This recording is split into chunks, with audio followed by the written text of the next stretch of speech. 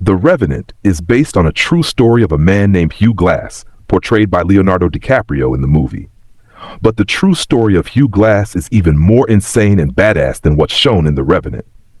Hugh Glass was born somewhere near Scranton, Pennsylvania in 1783 to Scotch-Irish immigrant parents. In his early years, Hugh was a man of the sea, until, of course, his ship was boarded by the infamous French pirate Jean Lafitte. Hugh was given a choice, to die or become a pirate. Glass chose to become a pirate over being killed, and he lived the next few years of his life being forced to go out on murderous pirating raids and do all the things that pirates do. Finally, after about 2 years of that, Hugh escaped his pirate captors, jumping off a ship and swimming ashore in Texas. Of course, when Hugh swam ashore, he wasn't exactly safe. The Karankawa Indians patrolled those shores and didn't take too kindly to pirates. At the time, it was rumored the Karankawa were cannibals, and they'd love nothing more than to capture, kill, and eat a European pirate.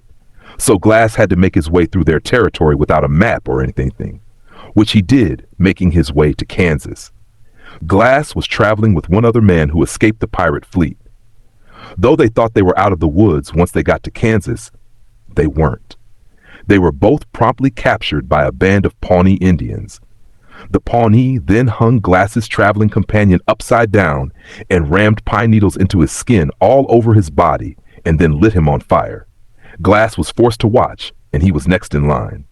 However, just as the Pawnee were about to stick his body full of pine needles and light him on fire, Hugh Glass offered the Pawnee a large packet of vermilion, a bright red powdered dye that could be used for war paint and other purposes. It worked. The Pawnee loved it and ended up inviting Glass to live with them, and he did. He lived with the Pawnee for about 2 years, even taking a wife, before continuing on his life's journey, making his way to St. Louis. That's where Hugh Glass first got into the fur trade and became a mountain man. Basically, his job was living in the mountains, living off the land, trapping beavers, and selling and trading their pelts with fur companies and Indian tribes. Hugh responded to an advertisement in the Missouri Gazette by General William Henry Ashley of Rocky Mountain Fur Company, which called for a corps of 100 men to ascend the River Missouri as part of a fur trading venture. During their journey, the corps of 100 stopped to trade with a band of Ree Indians, but the Ree didn't want to trade, and they killed a huge portion of the mountain men. Not to be outdone, the remaining mountain men set the Ree village on fire. Many men, women, and children died, and it ended up being an all-out war, which Hugh found himself right in the middle of. When all was said and done, he survived, and he and 13 other mountain men started making their way towards Yellowstone to trap beavers. One fateful day on their journey, Hugh walked into a suspiciously cleared area, which ended up being a bear's nest. What happened to Hugh in that bear's nest is basically exactly what happened in The Revenant. He was mauled within an inch of his life. The bear ripped chunks off of his body and threw it to her cubs to eat. Then the cubs joined in, slashing him and tearing at him while their mother held him down. By the time the rest of Hugh's men got to him and were able to kill the bears, he was a mangled mess. He couldn't see, he couldn't speak, he couldn't move. The men did the best they could to bandage him, but the assumption was he would be dead by the morning at best. However, Hugh survived the night. Needing to make headway, General Henry decided to have the men make a makeshift stretcher and carry Hugh the rest of the way. But after some time, trying to carry the 98% dead Hugh on a stretcher over rough terrain through the mountains was starting to not make sense. Still believing he was on death's door, the general decided to leave Hugh behind, leaving 2 men with him to wait for him to die. Those 2 men were Fitzgerald, an older man about the same age as Hugh, and Bridger, who was just a teenager. After 5 days, Hugh was still alive. Now they weren't alone in the mountains. The mountain men were being pursued this whole time by the Ree Indians, because they burned down their village.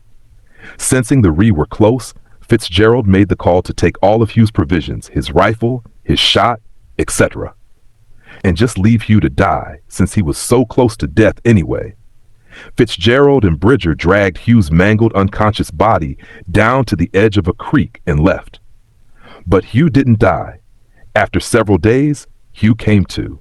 He drank water from the creek and ate berries from a tree that was luckily within reach. Only one of his arms and one of his legs was cooperating, the rest of his body broken, battered, and torn from the bear attack. After a few days of being conscious, Hugh became incensed that he was left for dead and decided he was going to crawl his way hundreds and hundreds of miles through the mountains to Yellowstone to find the men that abandoned him. From his time living with the Pawnee, Hugh had learned to fend for himself in the wilderness. During his trek, he continued to wash and care for his wounds as he could. At one point, he saw a pack of wolves attacking a buffalo. He crawled over and scared the wolves away and ate some of the robbed buffalo carcass himself.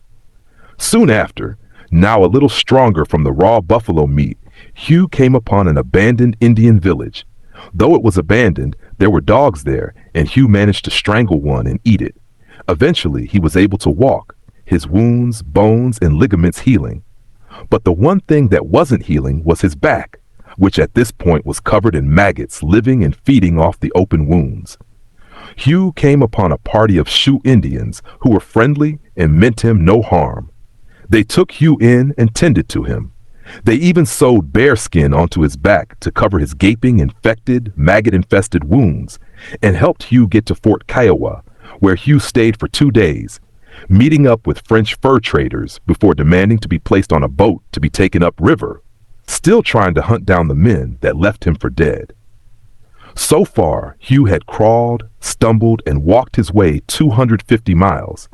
This boat upriver would take him another 300 miles in his quest for vengeance. And it did. But when Hugh, along with the French fur traders, made it to their destination, a Mandan Indian village where they would trade beaver pelts, they found the village had been overtaken by the Ree, who then murdered Glass's entire company. Again, he was alone in the woods, being hunted by Indians. Again. Just as the Ree were about to capture Hugh, a heroic group of Mandan Indians swooped in. They rescued Hugh from certain death and delivered him to safety at the Fort Tilton trading post. At Fort Tilton, Hugh could stay and rest and take a breather, but he didn't. He didn't want to rest. All he wanted to do was hunt down Fitzgerald. 6 months after he was attacked by a bear and left for dead, 6 months of crawling through the mountains in frigid temperatures, eating raw buffalo with maggots all over his back, 6 months of nothing but focus on getting his revenge, Hugh found his old company in a stockade, which was the new Fort Henry along the Bighorn River. But only Bridger was still at the fort. After talking to him, and since Bridger was just a teenager, Hugh came to realize that Bridger was basically an innocent bystander in all of this. And Fitzgerald was the sole person responsible for the last 6 months of hell. Severe winter weather kept Glass at Fort Henry for a few months, but as soon as he could, he jumped on a boat and headed downriver on an official mission for the fur company to get to Fort Atkinson, which is where Fitzgerald was said to be. On their journey, the group came upon what they thought were Pawnee Indians along the river, but they ended up being Ree Indians, and Hugh found himself in yet another battle for survival.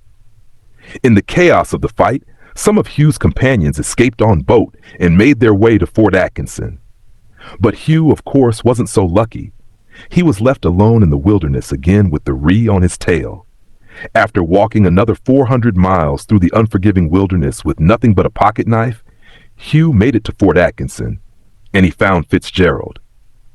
But there was a problem. Fitzgerald had joined the U.S. Army and was now government property. Hugh Glass wouldn't be allowed to kill a soldier, so he never got his revenge. The end. Seriously, that's it. After all of that, that was the end of the line. No dramatic stare down, no knockdown, drag-out fight. Hugh Glass came back from the dead and crawled through a year's worth of hell you can't even begin to imagine, just to be told by an army captain, yeah, no. And that's the real story of Hugh Glass, which is somehow even more insane and badass than how it's shown in The Revenant. Thanks for watching this video. Be sure to like this video and subscribe to this channel for more of white history that you won't find in your textbooks. All those textbooks that you had to get, no one has their textbooks anymore, right? I don't have mine. Anyway, there's this video here, there's this one here, there's more stuff here, there's more good stuff. If you liked it, stick around.